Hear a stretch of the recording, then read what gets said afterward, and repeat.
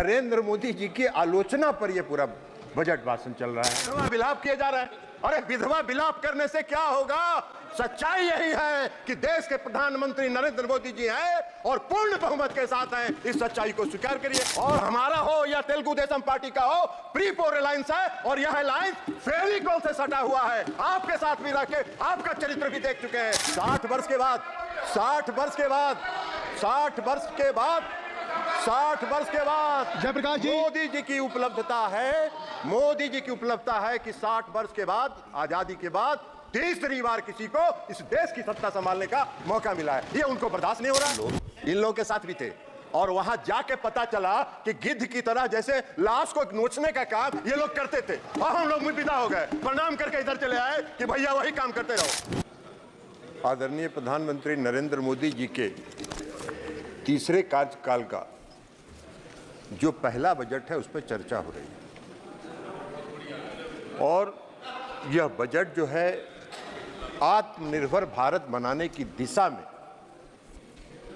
मोदी जी की सरकार का क्या संकल्प है उसको दर्शाने वाला बजट। और पिछले 3 दिन से जो चर्चा सदन में चल रही है, ऐसा लग रहा है कि बजट पर भाषण देने के बजाय नरेंद्र मोदी जी की आलोचना पर यह पूरा बजट भाषण चल रहा है। भाई बजट पर बोलिए। और पूरा विपक्ष का जो भाषण का जो टोन है वो यह दर्शाता है कि जैसे नरेंद्र मोदी जी का चेहरा इनको पसंद नहीं आ रहा हो, ये उससे नफरत कर रहे हैं। लेकिन अब अगर आप नफरत कर रहे हैं, आपको पसंद नहीं आ रहा है, तो क्या करिएगा? इस देश की जनता ने उनके चेहरे को पसंद किया और तीसरी बार उनको देश की सत्ता संभालने की जिम्मेवारी दी। 60 वर्ष के बाद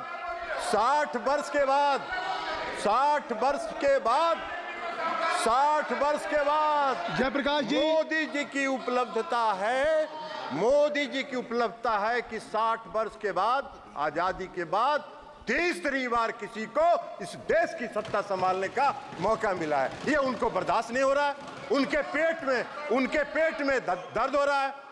अब सच्चाई को नहीं पचा रहे हैं। अब इस देश की जो सच्चाई है उसको ये अगर नहीं पचा पा रहे हैं तो हम लोगों का क्या दोष है भाई? लेकिन हमारा एक परामर्श है इनको सभापति महोदय कि सच्चाई को जितना जल्दी। इन्होंने भाषण किया, कोई नहीं बोला, फिर क्यों बोल रहे हैं? बैठिए, बता देते हैं माननीय आपको। मंत्री जी, आपका चरित्र भी बता माननीय देंगे। मंत्री जी, एक मिनट आपका चरित्र भी बता देंगे कि आप क्या करते रहे। माननीय मंत्री जी आप चेयर से करें। जयप्रकाश जी आप, माननीय जयप्रकाश जी सुन लीजिए। आप जब बोल रहे थे समय भी अधिक दिया गया, किसी ने आपको व्यवधान नहीं किया। अगर आप खड़े होंगे, नहीं, आप परंपरा सीखिए। आप वरिष्ठ सदस्य हैं, बैठ जाइए, आप परंपरा सीखिए। आपके किसी स्पीच पे किसी ने व्यवधान नहीं किया। आपको अवसर है, आपकी पार्टी को अवसर है। माननीय मंत्री जी जो बोल रहे हैं उसका जवाब आपकी पार्टी देगी, आपके पार्टी के नेता दे देंगे। सभापति महोदय ये बोल रहे हैं, कुछ दिन हम लोग इन लोगों के साथ भी थे और वहां जाके पता चला कि गिद्ध की तरह जैसे लाश को नोचने का काम ये लोग करते थे और हम लोग विदा हो गए, प्रणाम करके इधर चले आए कि भैया वही काम करते रहो। अंदर में गठबंधन के अंदर ये लोग लॉबी चलाते थे और लॉबी चला के कैसे किसका मतवटौवल करावे इसकी योजना बनाते थे। हम लोगों ने प्रणाम किया, इधर चले आए। तो इसलिए छोड़ दीजिए, जरा हम आपको बता देते हैं। तो इसलिए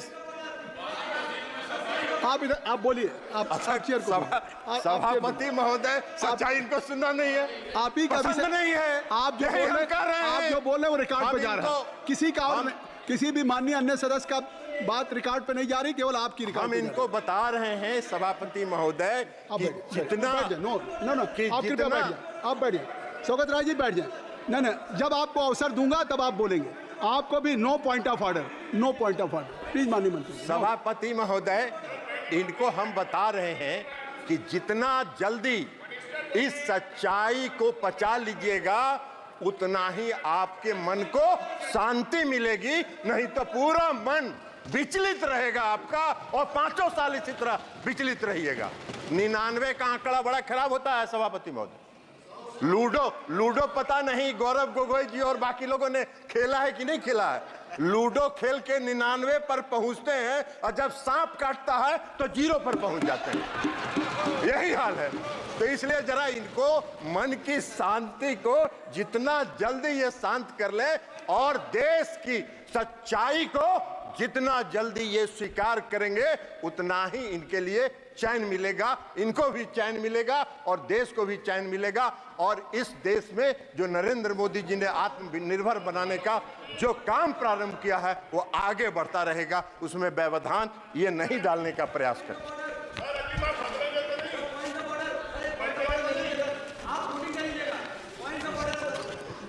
नो पॉइंट ऑफ ऑर्डर अब इनको ड्यूरिंग एनी मिनिस्टर स्टेटमेंट या स्पीच आप पॉइंट ऑफ ऑर्डर आप लिख के भेज दें, आप लिख के भेज दें। बजट का ही स्पीच चल रहा है, बैठिए। आपको बजट समझ में आता, आपको बजट में अभी बता देंगे। एक अगो का बजट का भाषण, बजट समझ में आ रहा है। तीसरे कार्यकाल का जो पहला बजट आया अब इनको नहीं दिखाई पड़ रहा है। इनका एक एजेंडा रहता था, बेरोजगारी है इस देश में, रोजगार पर चर्चा नहीं हो रही है। इस पहले बजट में 4.1 करोड़ रुपए 1 करोड़ लोगों के रोजगार सृजन की चर्चा है, वो इनको दिखाई नहीं पड़ रहा है। वो इनको दिखाई पड़ेगा भी नहीं क्योंकि मन तो इनका विचलित है, मन इनका अशांत है, तो कहां से दिखाई पड़ेगा इनको। अब एक्चुअली अब वास्तव में हुआ क्या है कि तीसरे कार्यकाल का ये पहला बजट आया, मोदी जी ने पहला बजट मोदी जी की सरकार ने पेश किया और जो पहला गुगली मोदी जी ने फेंका है इस बजट के माध्यम से, तो ये बोल्ड आउट हो चुके हैं और उसी बोल्ड आउट की छटपटाहट में ये अपना भावना व्यक्त कर रहे हैं। विधवा विलाप किए जा रहे हैं। अरे विधवा विलाप करने से क्या होगा? सच्चाई यही है कि देश के प्रधानमंत्री नरेंद्र मोदी जी हैं और पूर्ण बहुमत के साथ हैं। इस सच्चाई को स्वीकार करिए। और अभी तो शुरुआत हुआ है, अभी तो शुरुआत हुआ है, तो पहला साल है। अभी 5 साल देखिए, 5 साल के बाद मैदान में कहीं नजर नहीं आइएगा, वही होगा कि 99 पर सांप काटेगा और 0 पर पहुंचिएगा। यही होने वाला है। कई लोगों ने, कई पार्टियों ने चर्चा की, कई पार्टियों ने चर्चा की, कहा कि 2 राज्यों को खुश करने की बात हुई है। अरे भाई, 2 राज्य को सरकार बचाने के लिए कई बात, सरकार बचाने की कौन सी बात? ये प्री पोल अलायंस है और हमारा हो या तेलुगु देशम पार्टी का हो, प्री पोल अलायंस है और यह अलायंस फेविकोल से सटा हुआ है। आपके साथ भी रह के आपका चरित्र भी देख चुके हैं। गिद्ध की तरह आप लोग नोचते हैं। सत्ता मिला नहीं कि कैसे सत्ता को घींचते रहे, ये काम करते रहे आप लोग। हम लोगों ने प्रणाम किया और चल दिए। इसलिए आज जेडीयू हो या टीडीपी हो, सत्ता के साथ प्री पोल अलायंस में हम लोग सरकार में आए और प्री पोल अलायंस 5 साल का पूर्ण बहुमत मिला है। आप क्लीन बोल्ड हो चुके हैं, चिंता मत करिए। सभापति महोदय, सभापति महोदय, सभापति महोदय, हम पर अभिषेक बनर्जी जी का भाषण पढ़ रहे थे। अच्छा विभाग, आपको ये सब यही काम तो करते रहे आज तक आप लोग। आप लोग यही काम करते रहे। आप चेयर पर गिद्ध के तरह कैसे नोचना है, ये सब नहीं होता है यहाँ। आराम करिए। आप महोदय, हम अभिषेक बनर्जी जी का भाषण पढ़ रहे थे। अभिषेक बनर्जी जी ने भाषण दिया और कहा कि मोदी जी का 4 जून 2024 को जो पहली सरकार बनी, rejected the people of India, which was rejected by people of India।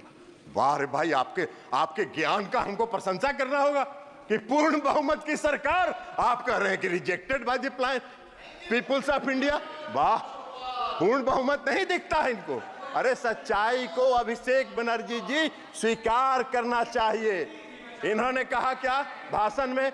वक्त बदल गया है, वक्त बदल गया है। हाँ अभिषेक बनर्जी जी, वक्त जरूर, सभापति महोदय, वक्त जरूर बदल गया है, वक्त जरूर बदल गया है, क्योंकि मोदी जी पूर्ण आत्मविश्वास और दृढ़ संकल्प के साथ तीसरे कार्यकाल में आत्मनिर्भर भारत बनाने की ओर चल चुके हैं। इसलिए वक्त बदल गया है, आपको दिखाई नहीं देता है तो उसमें हम क्या करें? आंख का जांच कराइए और चश्मा लगाइए, दिखेगा आपको कि इस देश की जनता ने क्या किया। हमको आशा करते थे, हम उम्मीद करते थे कि अभिषेक बनर्जी जी जब भाषण दे रहे थे तो वो कहते कि पश्चिम बंगाल में महिलाओं के चिरहरण का जो वीडियो वायरल हो रहा है उस पर क्षमा मांगते, इस देश से, उस पर इस देश से क्षमा मांगते, लेकिन नहीं मांगे, नहीं मांगेंगे, नहीं मांगेंगे, क्योंकि पश्चिम बंगाल में वे जैसे चिरहरण हो रहा है, महिलाओं पर अत्याचार हो रहा है और जो आम लोगों पर अत्याचार हो रहा है वो उनको नहीं दिखता है। अभी इसी सदन में अभी बता रहे हैं जयप्रकाश जी, अरे जयप्रकाश जी बैठ जाइए, एक मिनट आपको बता रहे हैं। माननीय मंत्री जी आप चेयर को एड्रेस करें। सभापति महोदय, सभापति महोदय, इसी सदन में अधीर रंजन चौधरी जी ने अपने मन का भड़ास और मन का तकलीफ कई बार सदन के पटल पर उतारा। दिशा की मीटिंग नहीं हुई 5 साल तक, दिशा की मीटिंग नहीं होने दी पश्चिम बंगाल की सरकार ने। और लोकतंत्र की बात करते हैं, इनको क्या अधिकार है लोकतंत्र की बात करने का? इनको कौन सा हक है लोकतंत्र की बात करने का? कृपया रिकॉर्ड में है। माननीय सदस्य ने जो नाम लिया है, गौरव, माननीय सदस्य ने जो नाम लिया है वो रिकॉर्ड में नहीं जाएगा, रिकॉर्ड में नहीं जाएगा। जो माननीय सदस्य ने नाम लिया है, I think so you should have patience to hear me, you must have patience to hear me। जो नाम उन्होंने माननीय सदस्य का लिया है वो रिकॉर्ड में नहीं जाएगा। अरे गौरव, आप बैठिए। अरे गौरव गोगोई जी, आप इधर बोलिए चेयर से, आप नाम मत लीजिए। आप माननीय मंत्री जी, सभापति महोदय, माननीय सदस्य गौरव गोगोई जी को नहीं, वो भी थे यहाँ, वो इस सदन में प्रेजेंट थे जब अधीर रंजन चौधरी नहीं, उनका नाम मत लीजिए, वो सदन के सदस्य नहीं, ठीक है, इसलिए मैं नाम, ठीक है, हाँ ठीक है, आप हो गया, विड्रॉ कर लिया उनका नाम उनका हमने वापस ले लिया। सभापति महोदय, उनका नाम हमने वापस ले लिया, लेकिन सच्चाई है कि 17वीं, बैठ जाइए ना जयप्रकाश जी, बैठ जाइए, हुड्डा जी अंदर जाने वाले, बैठिए। आप अपना सभापति महोदय, अपना भाषण। सभापति महोदय, मैं ये कह रहा था कि 17वीं लोकसभा के दौरान जब आपका अवसर आएगा तो बोलिएगा प्लीज। जयप्रकाश जी, प्लीज हुड्डा जी, तो कहना चाहिए, इनको कहना चाहिए, अरे इनको कहना चाहिए कि पश्चिम बंगाल में जो चिरहरण हुआ वो जायज था। यही कह दीजिए देश के सामने, यही कहिए। माननीय मंत्री, आप इधर बात मत दूंगा, इनकी बात खत्म कर दीजिए, आप बैठ जाएं। जयप्रकाश जी आप बैठ जाइए ना, ये क्या बात है? आप जयप्रकाश जी बैठ जाइए, माननीय सदस्य। ऐसे सदन ऐसे नहीं चलता।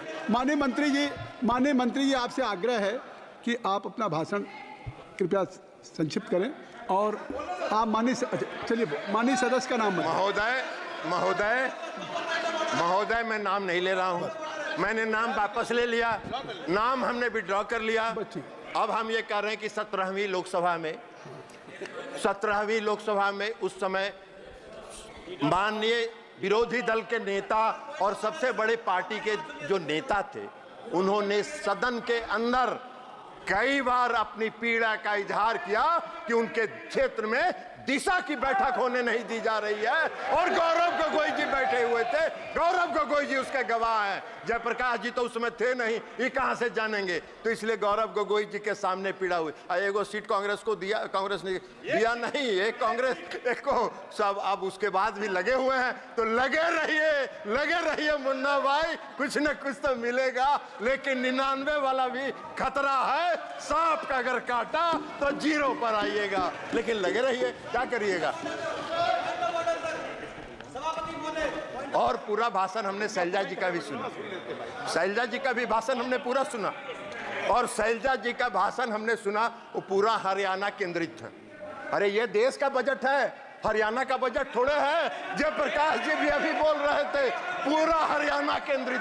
अरे देश का बजट है भैया, देश पर बोलो, देश बस देश। और नरेंद्र मोदी जी पूरे देश को आगे बढ़ाना चाहते हैं। ये उनका संकल्प है, ये उनका आत्मविश्वास है। इसलिए मैं समझ दूंगा, मैंने कहा है, अब मैं दूंगा। आप बैठ जाइए जयप्रकाश जी डिक्टेट नहीं कर सकते सदन में, आप बैठ जाएं। मैंने हुड्डा जी को कह दिया, रूलिंग दे दिया, आप बैठ जाइए। अब अध्यक्ष महोदय, सभापति महोदय, वित्त मंत्री का आप बैठ जाएं, कृपया आप सब लोग बैठ जाएं। तो हमने ये कहा कि पूरे 3 दिन तक ये बजट पर कम बोलते रहे। देश के प्रधानमंत्री आदरणीय नरेंद्र मोदी जी का चेहरा इनको पसंद नहीं था, तो इसलिए उनकी आलोचना में ये पूरा 3 दिन इन्होंने बिताया। अब बजट में जो प्रावधान है उसको इनको दिखाई ही नहीं पड़ा, वो देखना भी नहीं चाहते, इसलिए कि ये तो पीड़ा में है, अंदर से कष्ट में है, विचलित है। तो मन जब विचलित रहता है तो सच अच्छी बात दिखाई नहीं पड़ती है, इसलिए कह रहे हैं इनको। बजट के भाषण में, वित्त मंत्री जी के बजट के भाषण में साफ लिखा है कि 9 प्राथमिकताओं के संबंध में प्रयासों की परिकल्पना की गई है, और वो 9 प्रयास देश को आत्मनिर्भर भारत बनाने की दिशा में ले जाएगा। ये इस बजट में है, ये उनको दिखा नहीं। पहला क्या है? कृषि में उत्पादकता और अनुकूलता, रोजगार और कौशल प्रशिक्षण, समावेशी मानव संसाधन विकास और सामाजिक न्याय, विनिर्माण और सेवाएं, ऊर्जा सुरक्षा, अवसंरचना, नवाचार, अनुसंधान और विकास, और अगली पीढ़ी के सुधार। तो प्रधानमंत्री नरेंद्र मोदी जी तो अभी की पीढ़ी के अलावा अगली पीढ़ी तक भी सोच रहे हैं, इनको ये दिखाई नहीं पड़ रहा है। तो अभी दिखाई नहीं पड़ रहा है तो इसमें हमारा क्या दोष है? आपका मन विचलित है, हम भगवान से प्रार्थना करते हैं कि आपके मन को जल्दी शांति प्रदान करे, मन के आत्मा को जल्दी से विचलापन खत्म हो, ताकि आप उससे बाहर निकलिए और देश की कल्पना के बारे में सोचिए। इनको दिखाई नहीं पड़ रहा है कि रक्षा के क्षेत्र में माननीय वित्त मंत्री जी जो बजट पेश किया गया है उसमें 4.54 लाख करोड़ रुपए का प्रावधान किया गया है। ये इनको तो दिख नहीं रहा। ये पूरा देश के लिए है, ये देश की रक्षा और सुरक्षा के लिए है। इनको ये नहीं दिख रहा है कि ग्रामीण विकास के क्षेत्र में 2.65 लाख करोड़ रुपए का प्रावधान किया गया है, वो इनको दिखेगा नहीं। इनको नहीं दिखेगा कि कृषि को अभी चर्चा कर रहे थे माननीय सदस्य श्री सभापति महोदय जयप्रकाश जी, कह रहे थे कृषि का बड़ा नुकसान हो रहा है। अरे कृषि के क्षेत्र में 1.52 लाख करोड़ रुपए का प्रावधान इस बजट में किया गया है, वो आपको नहीं दिख रहा है। शिक्षा के क्षेत्र में 1.25 लाख करोड़ का प्रावधान किया गया है, वो इनको नहीं दिख रहा है। स्वास्थ्य सूचना एवं प्रौद्योगिकी के क्षेत्र में 1.16 लाख करोड़ का प्रावधान किया गया है, वो इनको दिख नहीं रहा है। इनकी नजर से ओझल हो रहा है। इनको दिख रहा है तो सिर्फ मोदी जी का चेहरा दिख रहा है, और मोदी जी का चेहरा देख के ये भड़क जा रहे हैं। साहब बड़ा देख नहीं रहे, लेकिन भड़किएगा तो क्या करिएगा? देश की जनता को वही चेहरा पसंद है, तो इसलिए वो चेहरा आगे बढ़ रहा है। ऊर्जा के क्षेत्र में, समाज कल्याण के क्षेत्र में और कॉमर्स और इंडस्ट्रीज के क्षेत्र में जो प्रावधान इस बजट में है वो इनको देख नहीं रहा। तो इनको 2 बात दिख रहा है। एक बात मोदी जी का चेहरा जो इनको पसंद नहीं है, तो उसमें देश की जनता उनको पसंद करती है। आपके पसंदगी नापसंदगी का कोई अर्थ नहीं है। आप जितना जल्दी उसको स्वीकार कर लीजिए और मोदी जी का चेहरा पसंद करने लगिएगा, उतनी ही जल्दी आपके मन को शांति मिलेगी, ये हम आपको कह रहे हैं। और दूसरा इनको दिख रहा है बिहार और आंध्र प्रदेश। अरे भैया, ये जो पूरा बता दिए, इसमें बिहार और आंध्र प्रदेश आता है क्या? पूरा बिहार और आंध्र प्रदेश आता है क्या? पूरे देश के विकास के लिए मोदी जी संकल्पित हैं। मोदी जी की सरकार संकल्पित है। आत्मनिर्भर भारत बनाने की दिशा में आगे बढ़ रहे हैं, आगे बढ़ते रहेंगे। पूरी आत्मविश्वास, इच्छा शक्ति और दृढ़ संकल्प के साथ आगे बढ़ रहे हैं, और इसलिए इस बजट का हम समर्थन करते हुए अपनी बात समाप्त करते हैं। बहुत बहुत धन्यवाद।